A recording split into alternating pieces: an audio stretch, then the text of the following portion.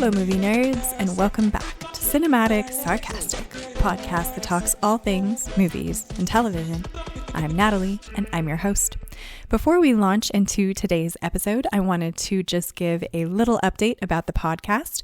If you are not following me on Instagram, where I already announced, Cinematic Sarcastic is now available on Apple Music as well as on Audible, so I'm pretty excited about that. Now, today's episode, we are going to talk about Bones and All.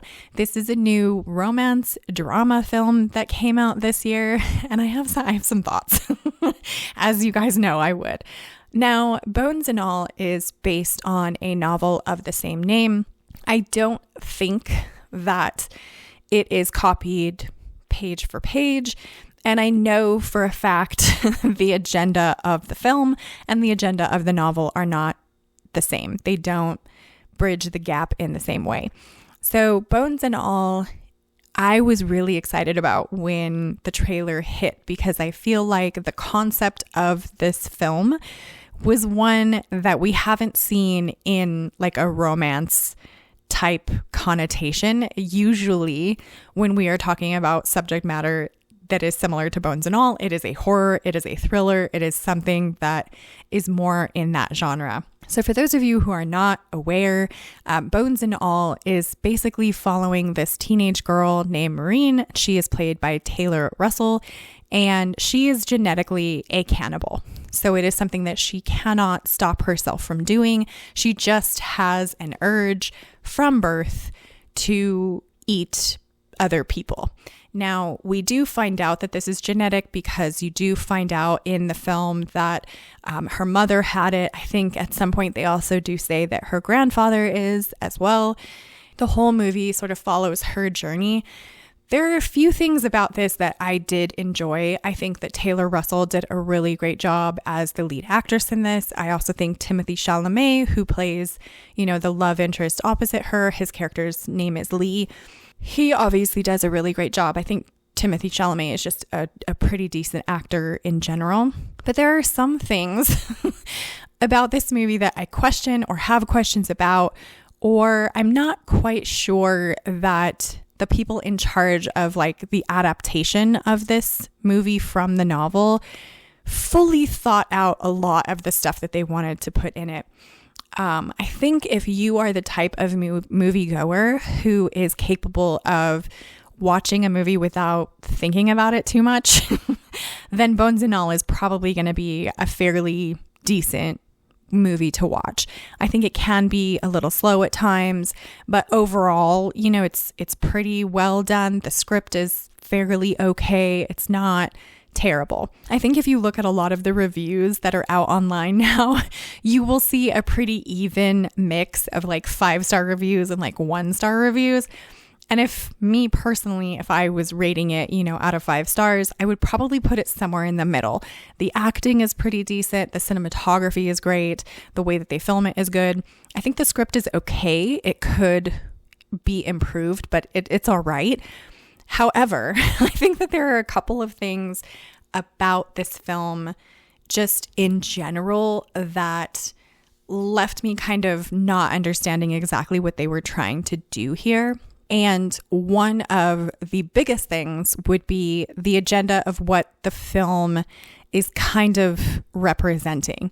Now, in the book, which I have not read, I did kind of read a couple of little blips about it before watching the movie, just to sort of see if there were similarities or not similarities between the two. I would have to read the book in order to know for sure, but it is my understanding that the author of Bones and All had written this book as sort of a statement of human beings not being required to eat meat, like how reprehensible it is that people eat meat. And so he made a book about people that are cannibalistic in order to kind of show off how gross that is, I guess.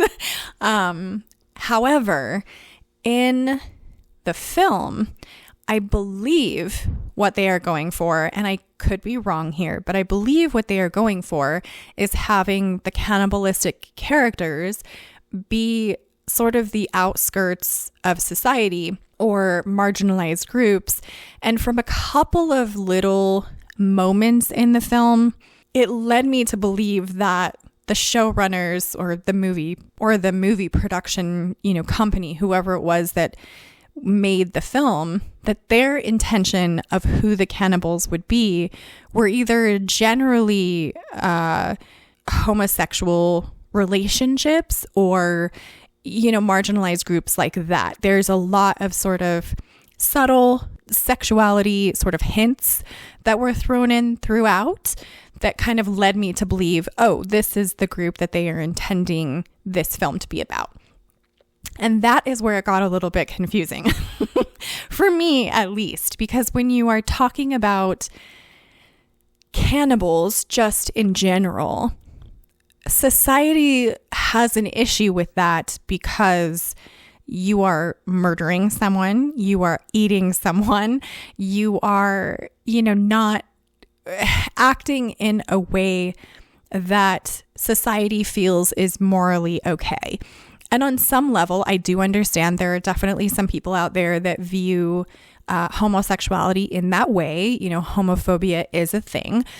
But the way that it is sort of presented in the movie, in some instances, seems very homophobic to me, because the reality of the situation is that society thinks of cannibals that way because they are doing something that morally is gross, right? We don't want people to murder other people. There are reasons that we have laws and prisons and things for precisely that sort of thing. Whereas I don't think that the majority of society at this point would view homosexuality in that way. And I'm not saying that there are not people out there that do. We know that that is still a thing. But I don't think that people view homosexuality, or at least the majority of people, from my perspective, don't think of homosexuality as so gross that we need to stop it at all costs, right? Like, definitely there are groups that want to, but I think overall there's a lot more acceptance now than there used to be, let's say, in 1970 or previous to that.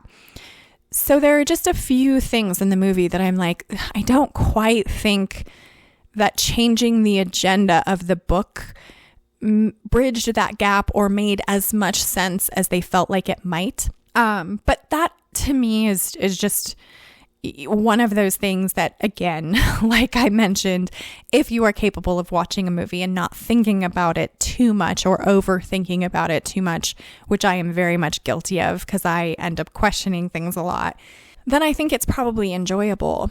However, I do also think it is pretty slowly paced, and I do question whether or not the movie would be even rated as well by some people if it weren't for the graphic nature, and I do mean graphic nature, of the cannibalism that takes place in the film. I think a lot of that is a lot more realistic than even I was expecting, and I think it has a certain level of shock value to it that sort of bumps up and makes people go, that's interesting, that's really cool to watch, what a cool movie. Whereas for me, because I spend so much time like thinking, well, it needs to make sense within the context of the film, and in some levels it doesn't quite make sense. Especially like, for instance, Timothée Chalamet's character Lee. He has decided, like, each one of the little cannibals kind of has their own, not rules, I guess, because I don't think that Maureen really has a rule of who she will eat and who she won't. She has a tendency of only eating people that get like close to her, which seems like the antithesis of what you would want to do. But Lee has this rule that is a bit like Dexter Morgan.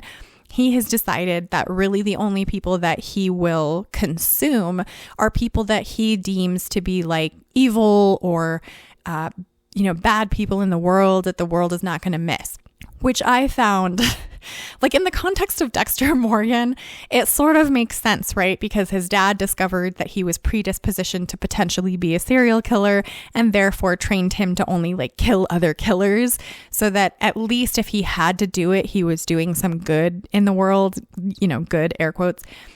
Whereas Timothée Chalamet's character Lee is a murderer, is okay with murdering, And it is from the brain of a murderer that he is then judging other people. And the only time, at least that I can recall, the only time that you ever get to see him sort of enact this rule of his is that they are at a carnival and he oversees this gentleman who is a carnival worker deny a child a toy after playing this carnival game. So to me, I was like, so a murderer is going to say that someone who is just mean is worse than him. Like someone who's just mean to someone else is worthy of dying horribly and being eaten alive, basically. Like, I mean, it's just, it's questionable to me, some of the logic here. So I would probably give it a 2.5 out of 5. Like, I would say it's not terrible. It's not great either. But if it's something that interests you, if you want to watch cannibal romance, then I would definitely give Bones and All a try. It was not one that I will probably never watch it again.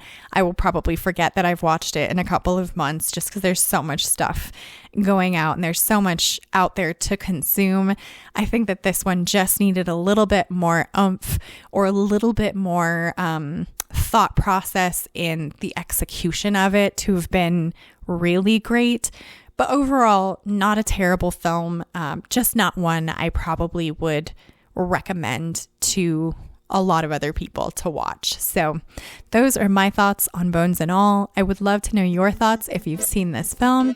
Please subscribe if you want to join the Movie Nerd family. You can find me on Instagram at Cinematic Sarcastic Podcast, and I hope to see you in the next episode.